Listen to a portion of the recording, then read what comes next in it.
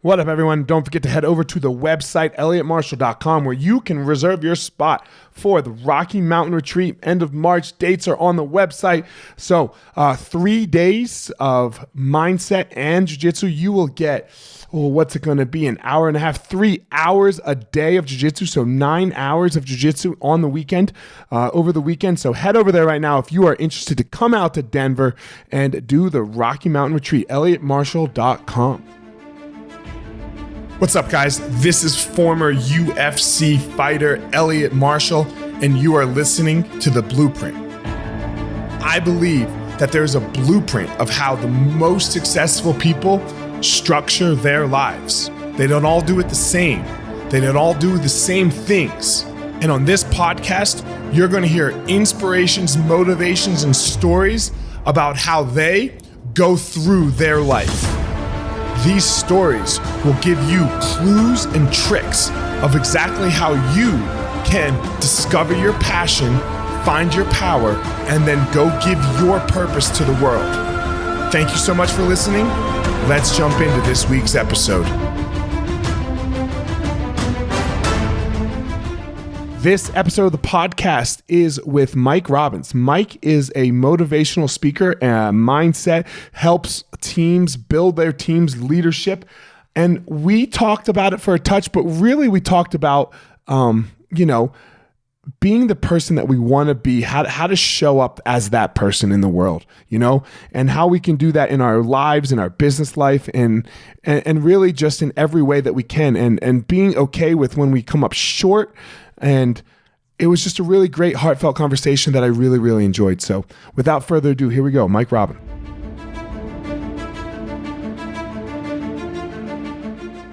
Mike, how you doing, man? I'm good, man. Thanks for having me on. I'm looking forward to this conversation. Yeah, I try not to be a whiny little bitch, and I started as a whiny little bitch. We're going to the Nuggets game tonight. My family and I are, and we just got news that LeBron's not playing. So yes. I whined a little first. Sorry about that. Hey, it's all good. It's part of life, Man, I'm going to start just with this. Some people notice it, some people don't. You said you love the posters behind me, yep. Martin Luther King and Teddy Roosevelt. Yeah. Why do you love them? Well, I mean, I love both of those quotes. Darkness cannot drive out darkness; only light can do that. Dr. King said so many things and did so many things that just inspire me. My favorite Dr. King quote is that he said, "We have no morally persuasive power with those who can feel our underlying contempt for them." And I try to remember that. Let's dive into that. Say it again. We have no morally persuasive power with those who can feel our underlying contempt for them.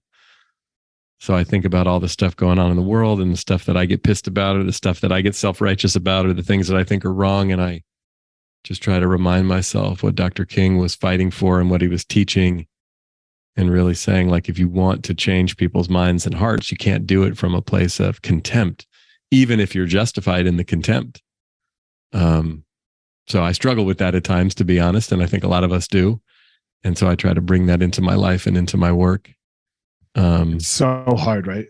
Yeah. It's so hard because some of these issues, they seem like, why can't we all get on board with, like, for example, like let's stick in the same realm with the police and black people.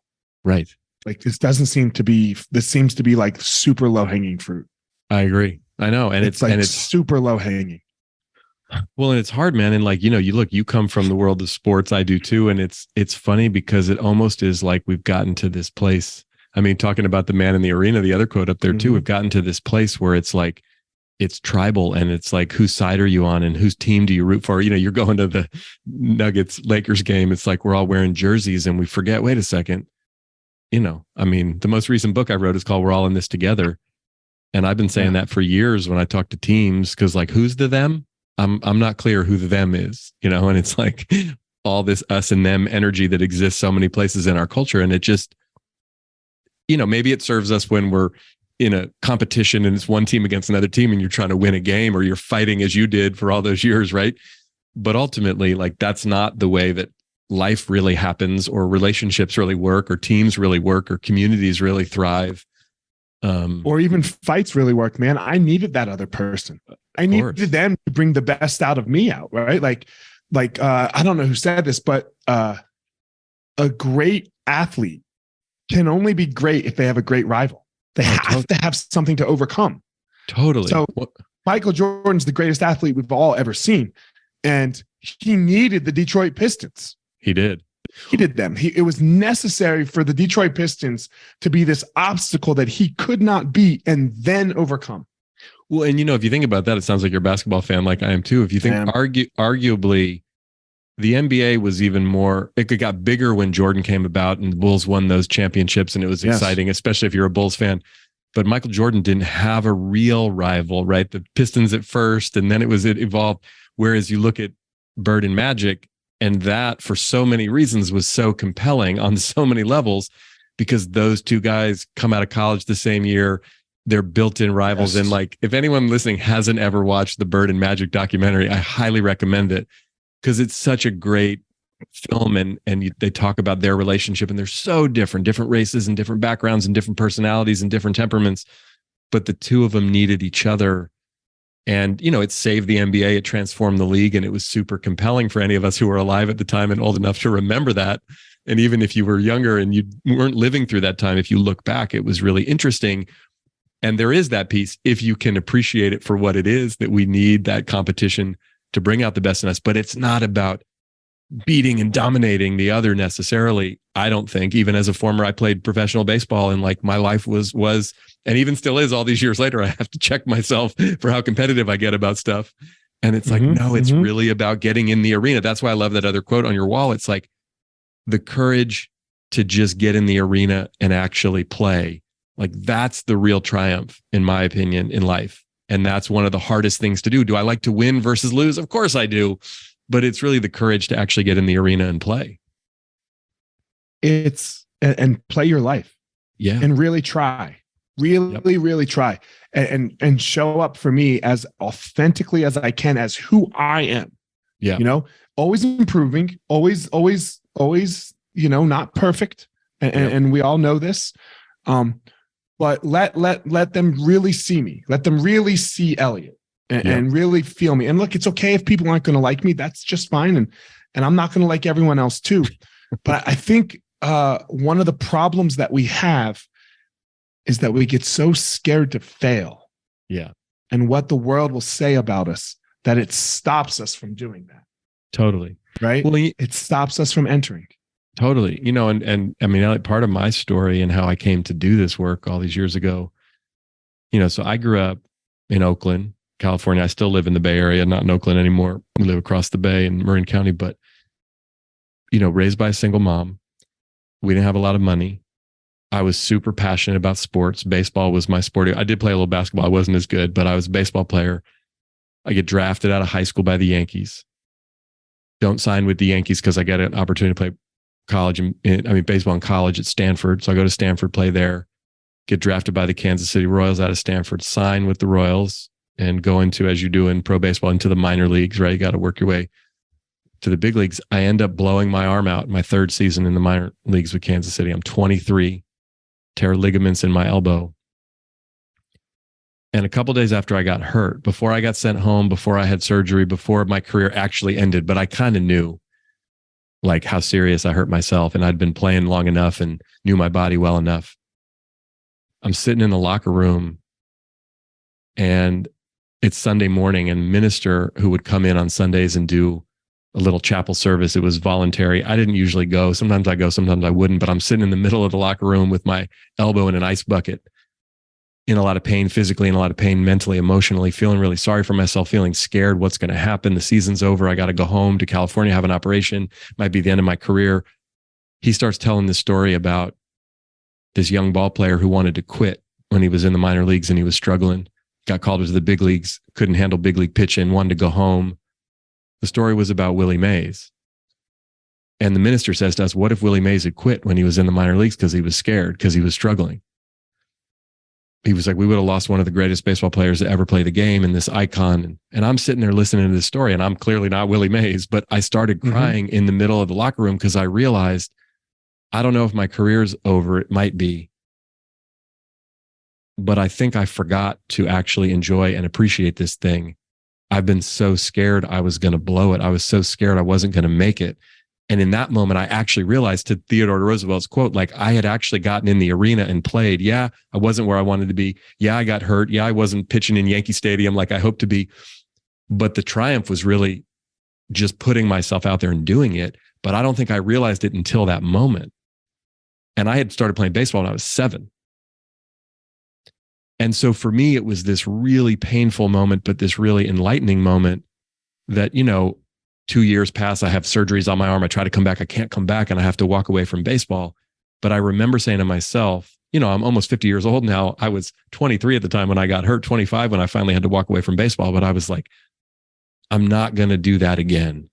I'm not going to waste the experience being so scared to fail and so worried I'm going to screw it up. When in reality, I can look back now and go, you know what? I was actually pretty good, and it was pretty courageous to do what I did. I just wish I would have enjoyed it and appreciated it more. Yeah. I feel the same way about my career. I wish I would have enjoyed it more. Yeah. And not been so scared of the UFC and what they thought of me. Right. And if I lost, and what the internet was going to say. And sure. Because it's a fun ride, man. The journey's amazing. Well, the journey's so amazing. Right. And I can only imagine, man. I mean, doing that, what you guys do in UFC, just like the courage that takes, and the literal, like, you walk into the arena, no kidding, like someone over there can kick the shit out of you. Like, that's a whole level of, like, man, I could give up a 3-run homer with a bunch of people in the stands and lose the game and have everybody yell and boo and, but nobody's punching me in the face. Nobody's kicking me in the back. I mean, you know what I mean? So I'm just like, for what it's worth. We always like to say there's no play. You play baseball, you play basketball, you play football, you play all these other sports. There ain't no fucking play, right? Like, the consequence, like, you literally, for fighting, you literally have to get good with your life might end. Yeah. And if you're not willing to make that compromise, don't get in the fucking cage. Well, and that's the thing. I mean, the only other time I remember it's different, because I've never been up close and personal. I've never done any kind of fighting or martial arts or boxing or any of that. But I got invited to speak at the University of Oregon. This was years ago when I first started speaking. This was probably about 2 decades ago, to speak to all their athletes. And they invited me in on a Saturday, and I got to go to the football game and be down on the field.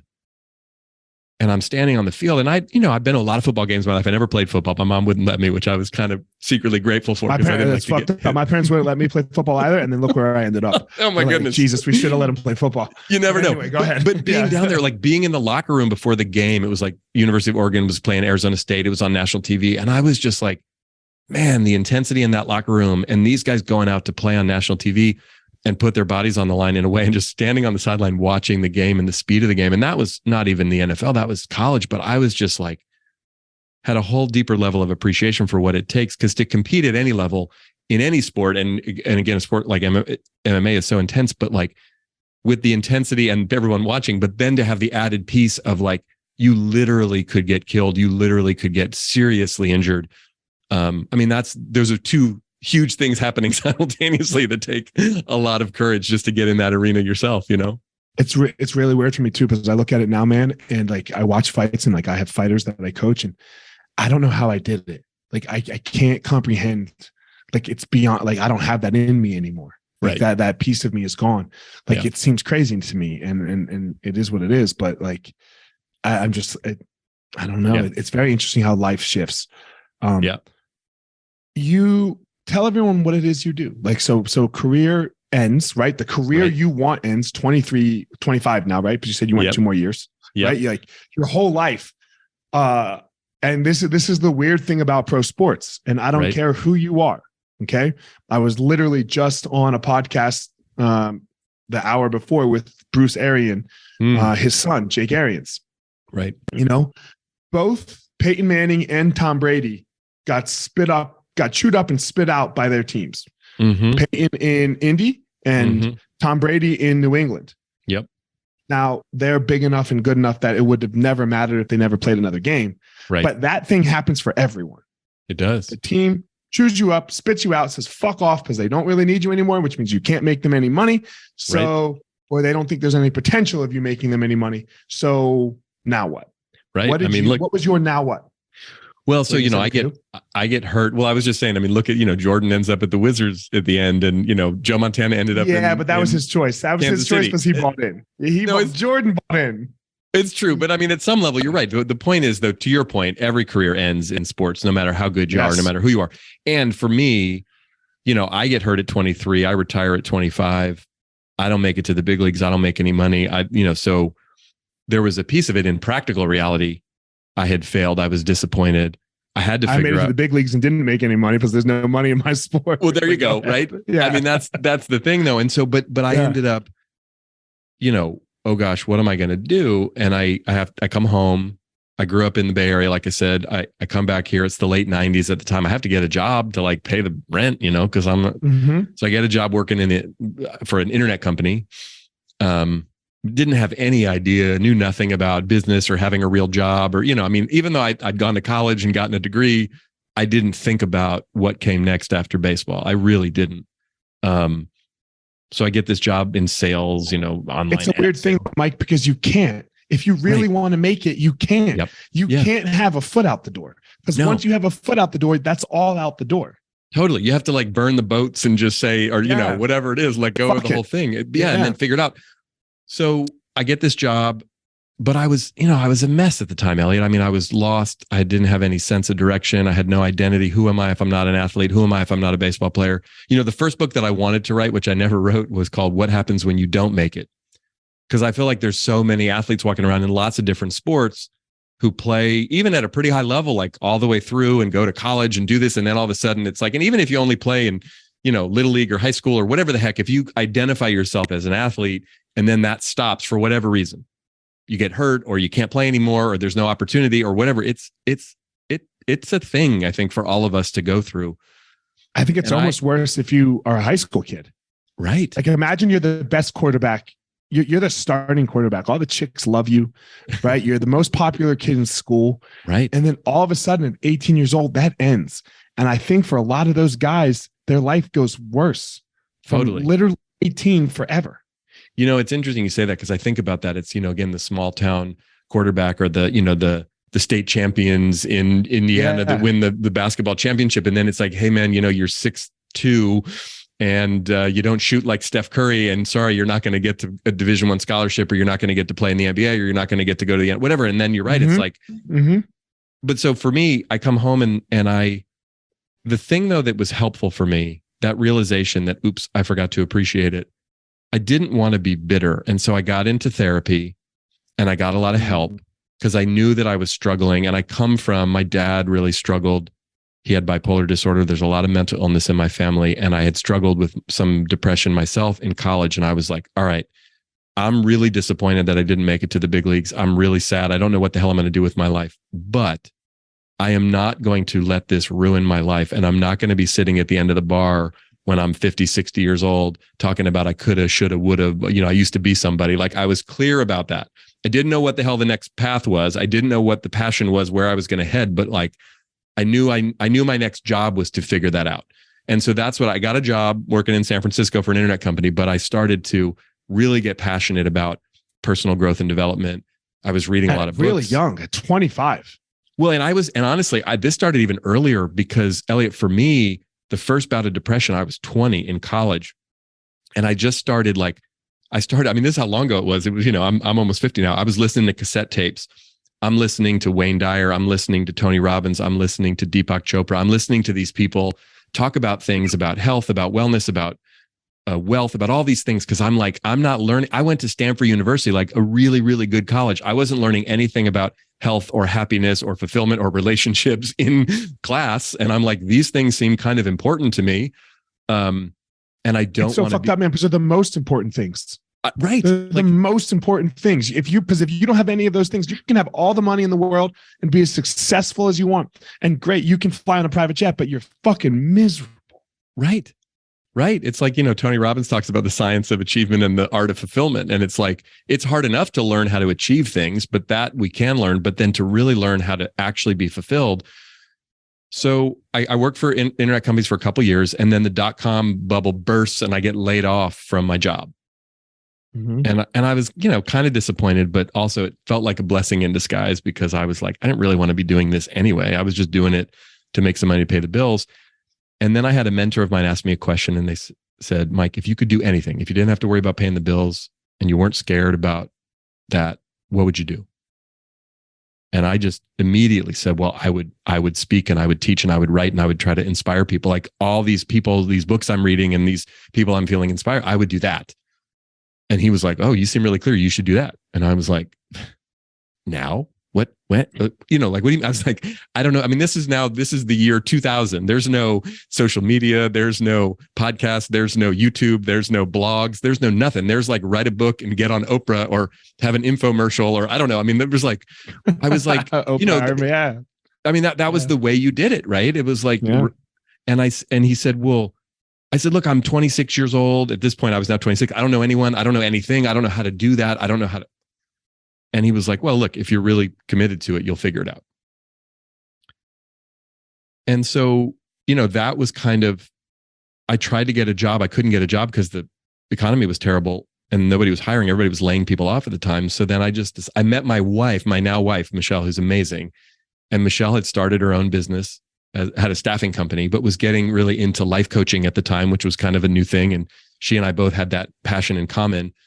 And she was like, you could totally start your business. You could be a coach. You could be a speaker. Like this is, and I was like, really? You think I could do this? And I just decided January 1st, 2001, now 22 plus years ago, I am going to be a motivational speaker. I'm going to be a life coach. I'm going to help people in whatever way I can. I don't know how, but I'm just going to follow that until the world tells me I can't. Pretty much. Mm-hmm. That was the plan. And so I just, I started talking at Rotary clubs and at my old high school and wherever anybody would listen to me, I would tell my story about some of what I'd learned as an athlete, some of the things I learned being around some really interesting, successful people and some great teams and some not so great ones. And I just started to kind of come up with ideas and see if it would resonate with anyone, to be honest with you. And, it was definitely lean and challenging at first, Elliot.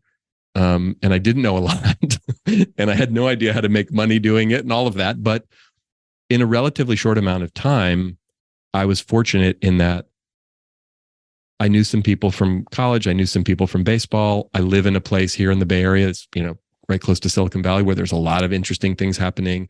And a lot of companies started bringing me in to talk to their teams and work with some of their leaders and people about that. And it just sort of grew kind of organically from there. And, for the last 22 years, I've written 5 books.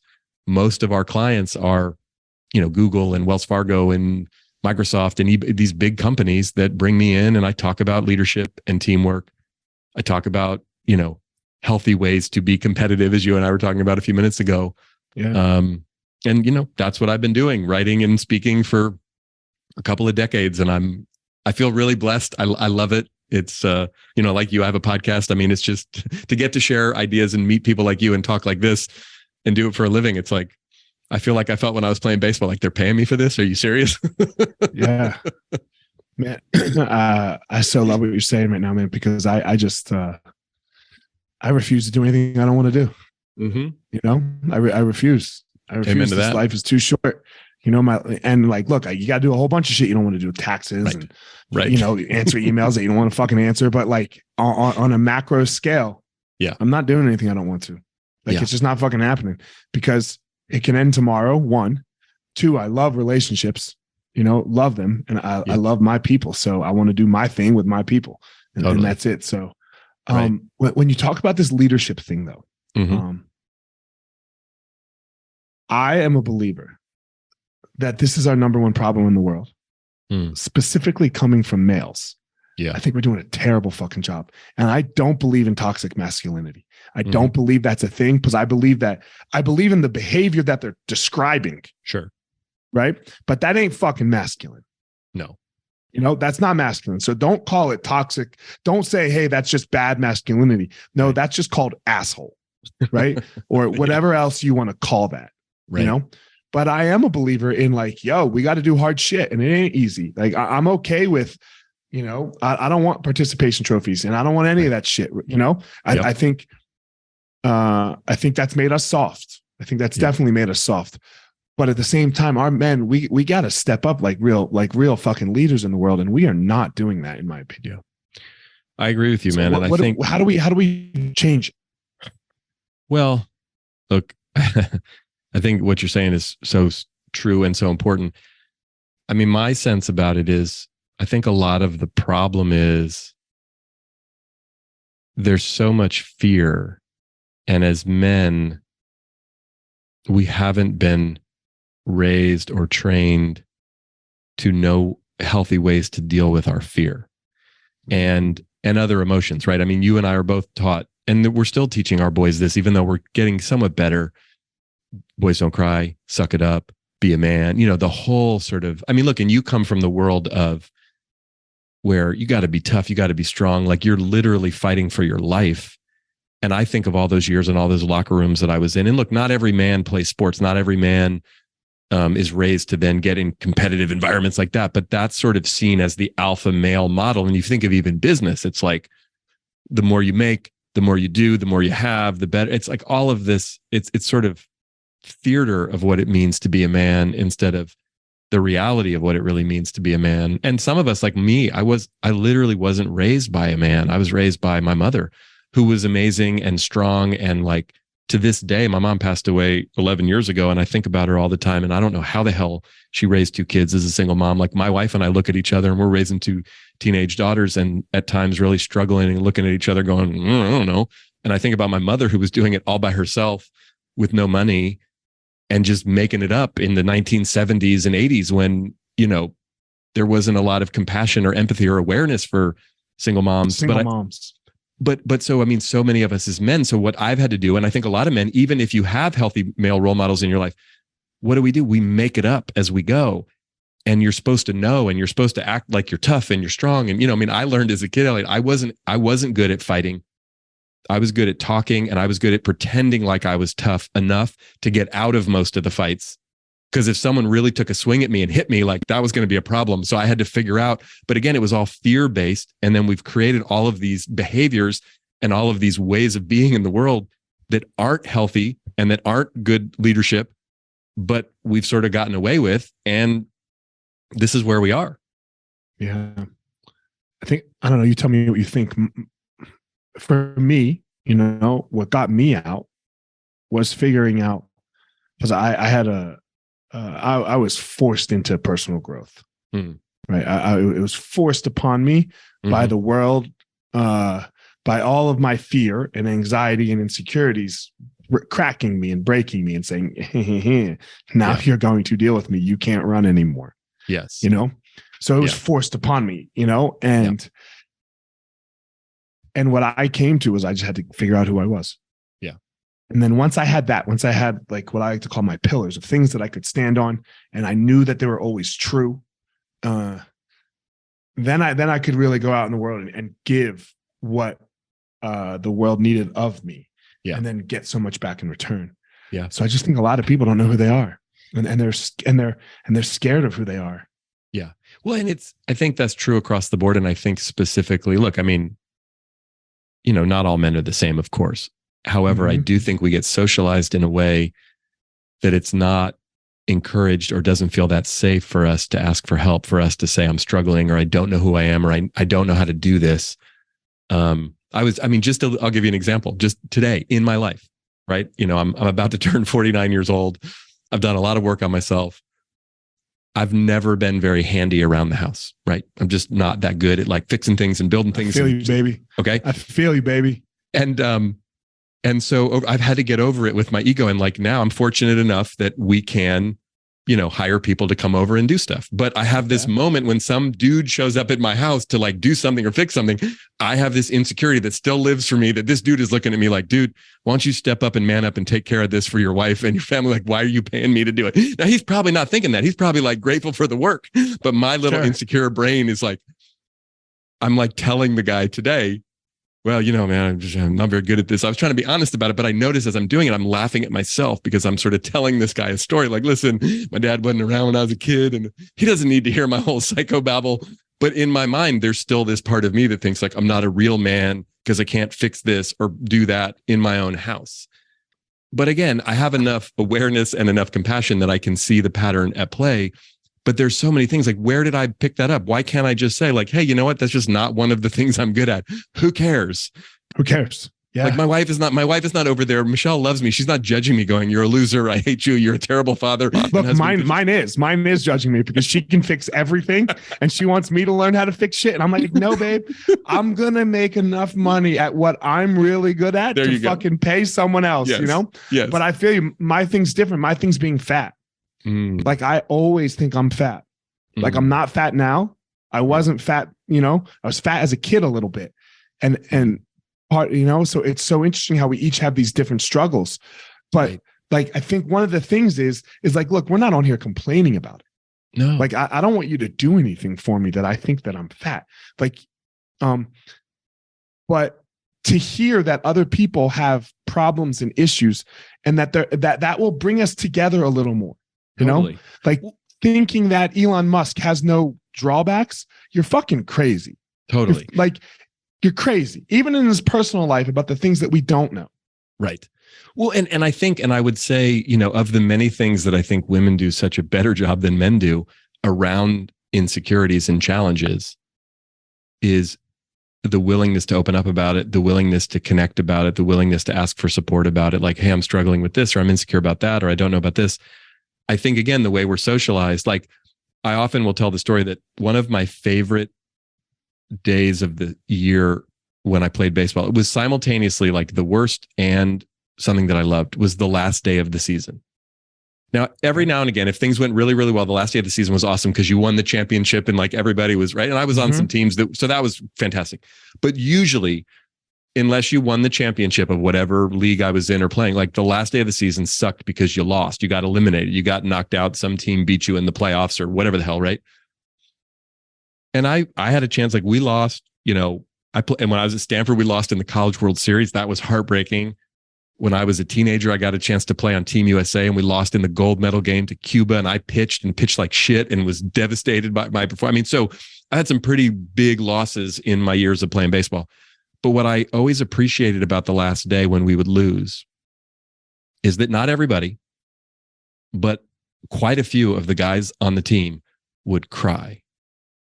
And this was all the way back from like Little League, all the way through when I played in high school, when I played in college, when I played professionally, like guys would cry. And it always was awesome to me because I was a super sensitive kid who cried pretty easily, but I worked really hard not to cry because you know, and every man listening to me knows what happens when you cry, man. It's not only that you cried, but then you get piled on like tenfold for being a sissy or whatever the hell it is. You cry around the dudes. It's like, no, man, you don't do that.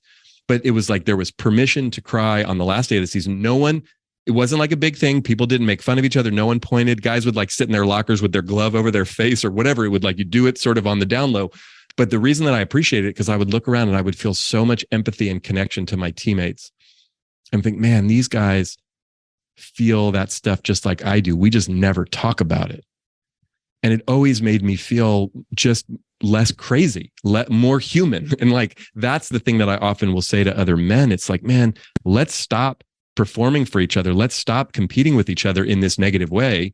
To the competition you and I were talking about earlier, let's bring out the best in each other. Absolutely. I'm not talking about being soft, but let's also remember, like, man, when I'm struggling as a dad, when I feel like I'm screwing up and I don't know what to do, and like raising teenage girls is kicking my ass, one of the best things that I do is reach out to some of the men in my life who I trust, especially the ones who are a little further down the path than me on the parenting side. And I'm like, man, I don't know what the hell to do right now. This is so hard.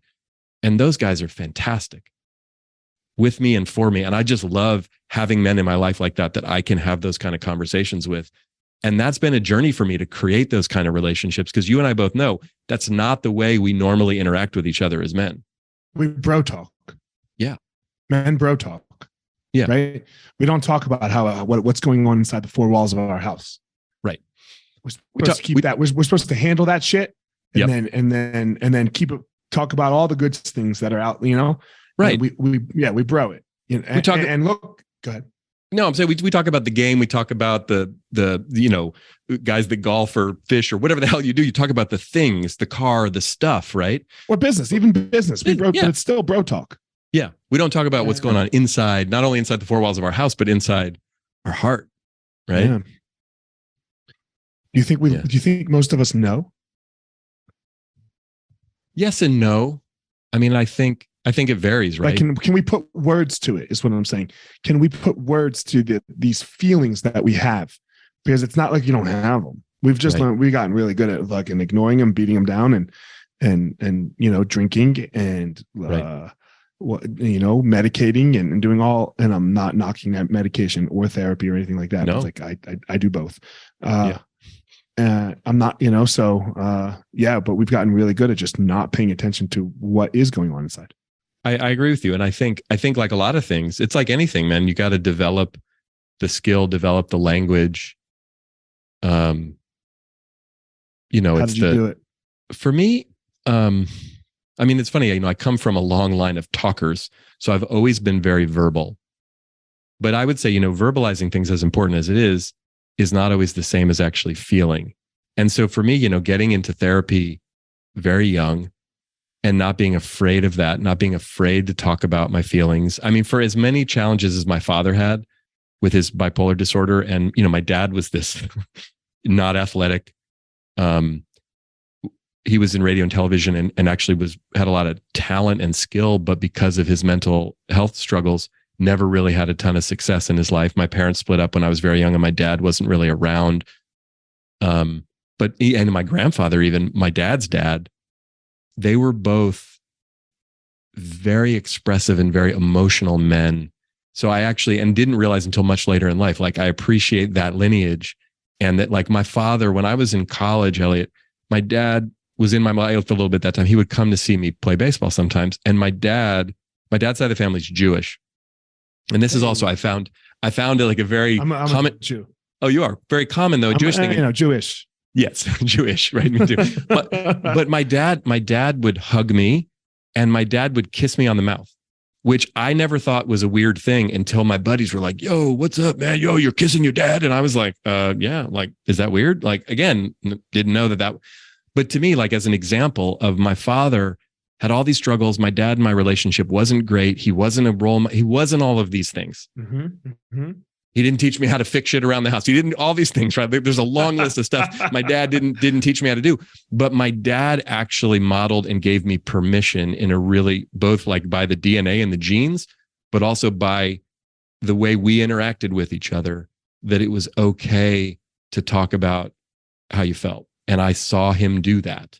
So for me, that part, I'd really appreciate and honor my father, who's been gone for, my dad died in 2001. But so again, that's a long way to answer your question. Like, I was able to, and also I would say being raised in my house with my mother and my sister, I have a lot of feminine influence. I'm now married to an amazing woman and have 2 daughters. So like that for me, I have this unique experience of being a man, a lot of things that I didn't get growing up, but also some things that I got encouraged and influenced to like talk about how you feel from a pretty early age. So it's not super foreign or challenging for me. That said, and I'm not saying in some holier than thou way, but I do notice and I'm aware of the fact that that is not the way that we're encouraged as men to operate. Yeah. And I want to be super clear. I think it's a super important thing that we can take and learn from, right? And especially like from women. And I think it needs to be okay to be able to say like, men, women, all these things like you need a mom and a dad sometimes, right? Yeah. And it's okay, it is. And I know you didn't have like a dad in your life, but I think we still need to be able to agree that a 2-parent household is the best. Oh, listen, and I'll be the first to admit, like, as much as I love my mother and I bow down to what my mother was able to do, I missed having a dad. Oh my God, are you kidding? And it was a huge challenge in my life growing up. It's a challenge to this day because like there are so many moments, and I've worked through a lot of my pain and my resentment towards my father in general, but I have these moments, man, where in the middle of like parenting, again, our girls are almost 17 and 14, and I have no idea what to do. I have no idea what to say. I have no idea. I mean, I'm trying to interact with my wife, and in my mind, there's literally, I go to the file on the hard drive and it's empty. There's nothing. And I'm just like, are you kidding? I mean, even if I had a terrible father, at least I would be like, hey, don't be like that. Be like this, but I have nothing. And so, don't be like that. You don't even know what to do or what not to do. Right. Yeah. Totally. I have no idea. Neither of my parents split up when I was 3 years old, and neither of them not only never remarried. My dad had a couple of girlfriends. My mom was literally never in another relationship. I never saw 2 adult humans in my house interact in a relationship ever. So I say that again, not as an excuse, but sometimes when Michelle, my wife, and I will get into something or we'll get into some tight spot and I'm like, babe, listen, I'm not trying to wimp out of this thing, but I literally have no idea here. I'm just making it up. And I'm sorry I screwed it up. Like I'm trying, you know. So again, I say all that because I do think like, and it's not like something, a lot of people listening, you might have grown up where you had mom and dad at home and it's not like it was perfect, but you're right. I mean, there is so much to benefit from having that situation. And some of us are fortunate enough and privileged enough to have that. Some of us aren't. You know, I don't get to use it as an excuse. Right. And the person who got me the Jake Arians podcast that I just did, she's gay and married, you know, and married and has a daughter with you. And I asked her like, hey, what do you do for male influence on your daughter? Because she needs it. And if you are two gay guys and you have a child, you need female influence. You need them both. It is important. And we have to be able to talk about that because that's what's going to raise the best child, in my opinion. Right. Yeah. I think we've seen that, you know, not that two gay dudes aren't going to raise a perfectly fine child, you know, but you need influences from as many people, from as many genders and sexes not as many genders and sexes. Sorry, I'm coming back on that. Mom, you know, and get them influencing the kids because there's great things about both, you know, there's great things about both and they really need to be there. So totally. It's such an interesting thing in the world of this feelings thing, especially for men. And that's what we've been talking about it. And it's been so hard for us. And I think it really starts, you know, and look, I told, like, for me, that's why I have the MLK quote is I got to love myself first and foremost. Yeah. And if I don't love myself and I don't take care of myself and make sure I'm doing what is best for Elliot, then I can never do what's best for everyone else. Like there's like, they cannot go hand in hand. So that's that quote for me, you know, is to remember first Elliot and then everyone else. Now that doesn't mean that you know, you got to put your kids first, like, you know, and all of that stuff, but you can't keep putting your kids first if you are not okay with you. Totally. Well, and it's a dance, right? It's funny. I was just talking to my therapist this morning and we were talking about that specifically. And he was saying to me, because we've been dealing with some real challenges with one of our girls. And he was just reminding me like, Mike, you got to ground yourself. And to your point, Elliot, love yourself, care for yourself, because then as you show up for her, she can feel that. If you actually immediately put all your attention on her and you're not grounded in yourself, that actually does her a disservice. This is true with everybody and all of us, right? It's like, and it's not about being selfish. It's the whole, you know, the cliche of we got to put our own oxygen mask on first. And there's real truth to that. You know, I think about even in my work, like I go out into the world like you do, and I'm trying to inspire people. I'm trying to motivate people. I learned early on in this work, it doesn't mean I have to be in a good mood all the time. It doesn't mean I have to be happy, rah, all because that's just not, you know, I mean, I'll joke sometimes. I'll be on the phone with my wife. I'm on the road. I'm like, well, I'm about to be the depressed motivational speaker today because like I'm dealing with my own stuff. But what I've learned is I have to somehow sort myself out and be grounded within myself before I get up on stage or get on my podcast or anywhere intending to try to influence other people. I don't do it from a place of like, hey, I'm perfect, follow me, because that's not true. I do it from a place of like, I'm real. And the audience doesn't necessarily always need to know all the crazy shit that's going on in my head necessarily. That may or may not be appropriate. Sometimes it is, quite frankly. Sometimes it's not. However, I need to be able to be grounded in myself and be a real human being who's living life, all the ups and downs of it, to show up and actually be a mirror back to people that like, we're all here doing the best we can. And like being motivated or being engaged or having pillars by which we live our lives or whatever doesn't mean we're perfect. Doesn't mean we don't screw up. In fact, a big part of it is learning how to screw up, get in the arena, right? Fall down, mess it all up and go, wow, can I still love myself anyway? And pick up and learn from that mess and then go on and do it better the next time. Yeah. I mean, that's what the arena's for. Right. That's the whole point of the arena. Totally. The point of the arena. I mean, even when you just read the last part of it, you know, if he fails, at least fails while daring greatly, so that his place shall never be with those cold and timid souls who neither know victory nor defeat. Yeah. Well, and it doesn't say winning. That's the thing. I mean, so you can go win. You know, one of my when I was playing baseball all those years ago, so I was a pitcher in baseball, right? And you know, one of the worst things, I mean, I mentioned it sort of flippantly earlier, but one of the worst feelings is being on the pitcher's mound, close game, tight spot, big moment, on the road in the other team's ballpark, and you give up a home run to like lose the game or to lose the lead, and the place goes crazy and everyone's cheering, and you've literally just been like humiliated in front of everyone. You've done the last thing, right? And I never enjoyed the outcome of that. But there were times, Elliot, when I was out there and I was so locked in and I was right in the zone and I threw the pitch I wanted to throw and I executed exactly. And the guy just beat me. He just got his barrel on that ball and he hit the thing 400 feet. And you know what? In those moments, I was pissed at the outcome, but I was okay with it. I could, as we say in baseball, I'd tip my cap to him and be like, yo, man, you just beat me. And that's the pinnacle of competition. Like mano a mano on the baseball game, in the baseball game, I'm on the mound, you're at the plate, you won. It would motivate me to want to win the next time when I was facing him specifically or just in general. But there was something, but if I was out there timid and I was scared and I walked a couple guys and I couldn't find the strike zone and my butt's getting all tight and I'm worried and then someone's warming up in the bullpen and I'm like, oh, don't blow it, don't blow it, don't blow it. And I threw like a wimpy ass pitch out over the plate and then he hit the home run. Then I was really pissed. Not that he beat me, because I was like, I gave in to the moment. I was right. He didn't beat you. You beat you. I beat myself. And those were the moments where it was like, oh, you know, I had this moment in the College World Series. I was pitching against Cal State Fullerton. It's a close game and it's on national TV. It was a big deal, really close score. And I made a bad play on defense. Like I got a late break over to first base to cover the bag.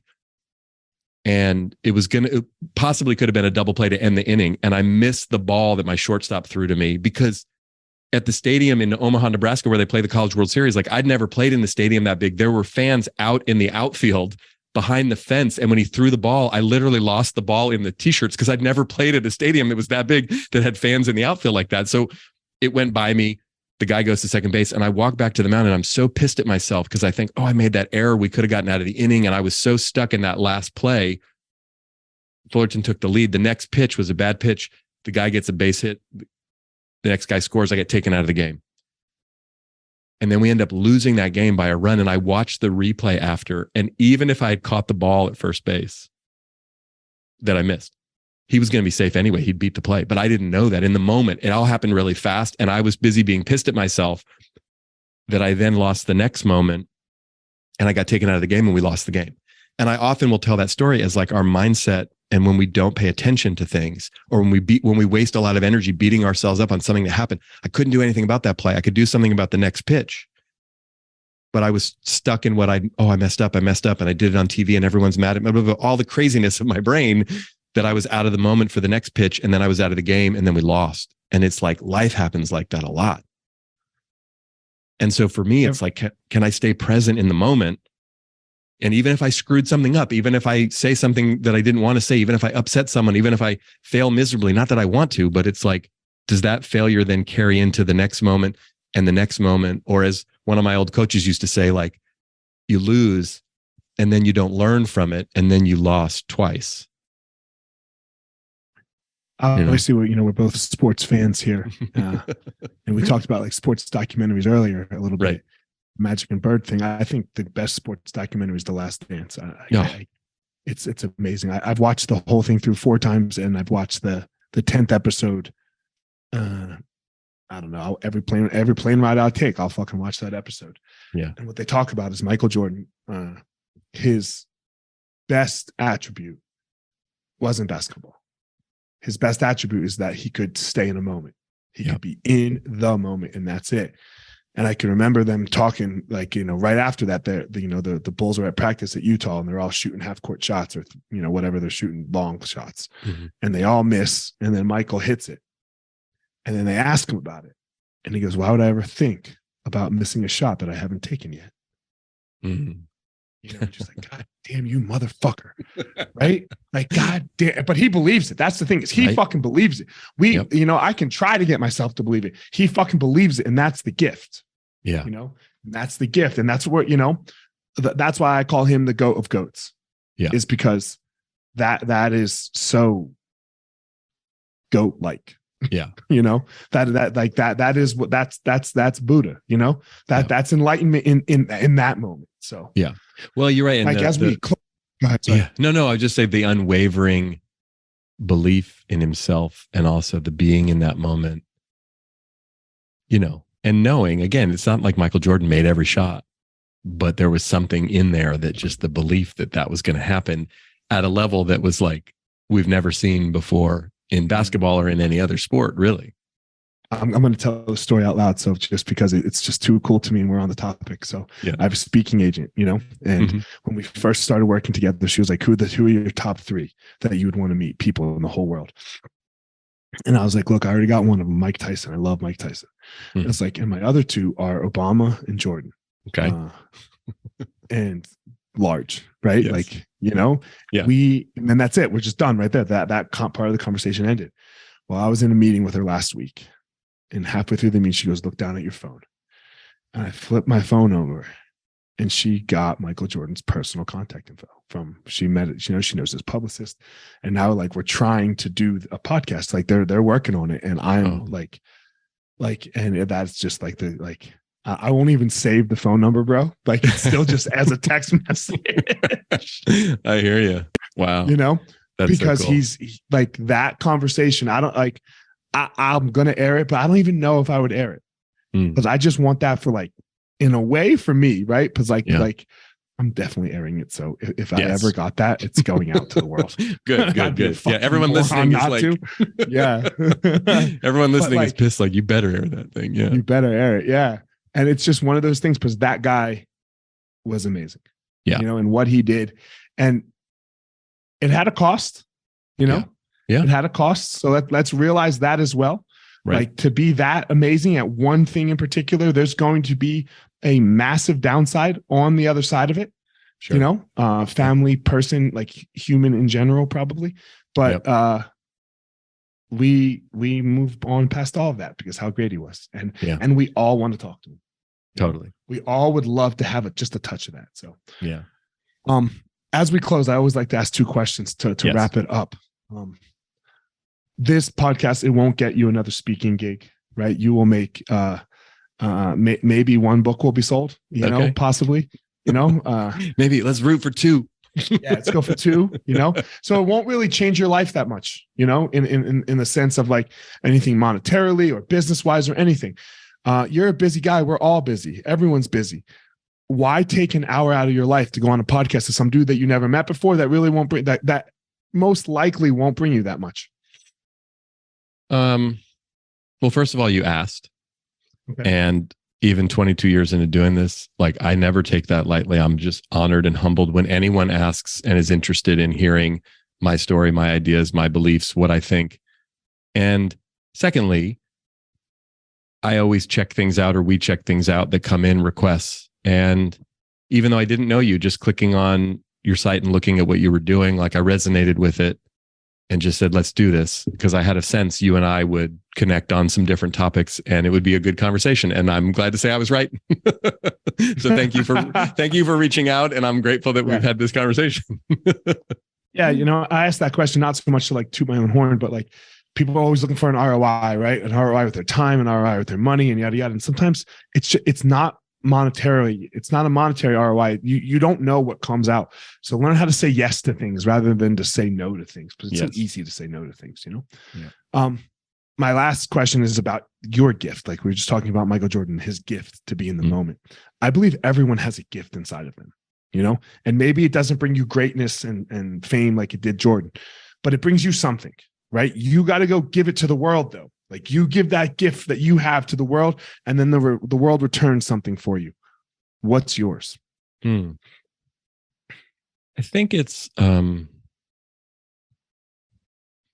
something in the realm of being able to do 2 things. One is sort of take some things that are complex about being human, some of our experience of being human, and distill it down and articulate it in a way that makes it accessible. And I also think I have a gift for my own humanity and my own vulnerability. to share it as an invitation for other people to do that as well if they choose to. So those are some things I think that are gifts of mine. And I appreciate you asking. Yeah. Thanks for coming on, Mike. I really appreciate it. If somebody does want to buy a book or book you to speak, well, where can they find you? The best place is at our website, which is just mike-robbins.com. All right. Easy enough. Thanks for coming on. As always, thanks. guys, Mike has his unique and special gift that he goes and gives to the world. And I have mine. Don't go out in the world and try to be Mike. And don't go out in the world and try to be me. Everybody, please go out there and find your own power. Thank you so much for listening to this week's episode. I hope you found something useful that you can take and implement into your life. Don't forget to head over to wherever you are listening to this podcast and leave a review. That would be greatly appreciated. Also, go follow me on social media at FireMarshal205 on Instagram. Leave a comment, anything that you would like there. And as always, if you think this would be useful for somebody else that you know for their life, send it their way. That would be greatly appreciated. That's it for this episode, guys. I hope you all have a great day and you go step into that power so that you can give your purpose to the world.